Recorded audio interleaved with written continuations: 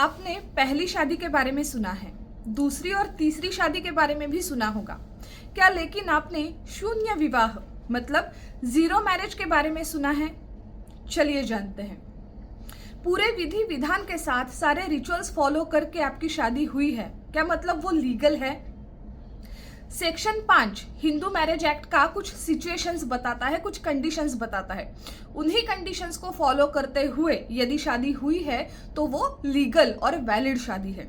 लेकिन Hindu marriage act का section 11 3 criterias बताता है। अगर आपकी शादी पूरी विधि विधान के साथ भी हुई है लेकिन वो शादी उन 3 क्राइटेरियाज में आती है तो उसे वॉइड कहा गया है।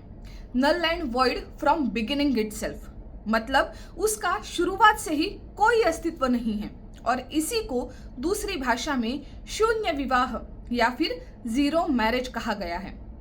तो जानते हैं कि ये 3 क्राइटेरियाज है क्या। पहला क्राइटेरिया है बाइगैमी, मतलब द्विविवाह। पहली शादी कानूनी तौर पे सही है लेकिन ऐसे सिचुएशन में भी दूसरी शादी की गई है तो वो दूसरी शादी नल एंड वॉइड कही गई है। दूसरा क्राइटेरिया है कि रिलेशंस प्रोहिबिटेड बाय लॉ। हमारे हिंदू शास्त्र के अनुसार कुछ रिश्ते, कुछ रिलेशंस ऐसे बताए गए हैं कि जो शादी के लिए बिल्कुल अयोग्य है, मतलब ब्लड रिलेशंस। यदि शादी चाचा भतीजी, मामा भांजी या फिर भाई बहन ऐसे ब्लड रिलेशन में हुई है तो उसे भी नल एंड वॉइड कहा गया है। तीसरा क्राइटेरिया है सपिंड शादी। यदि पति और पत्नी एक ही पूर्व पुरुष को पिंड प्रदान करते हैं, मतलब वो सपिंड है, तो उनकी शादी भी नल एंड वॉइड कही गई है, मतलब वो लीगली इनवैलिड है। इन्हीं 3 क्राइटेरियाज में की गई शादी को शून्य विवाह या फिर जीरो मैरिज कहा गया है।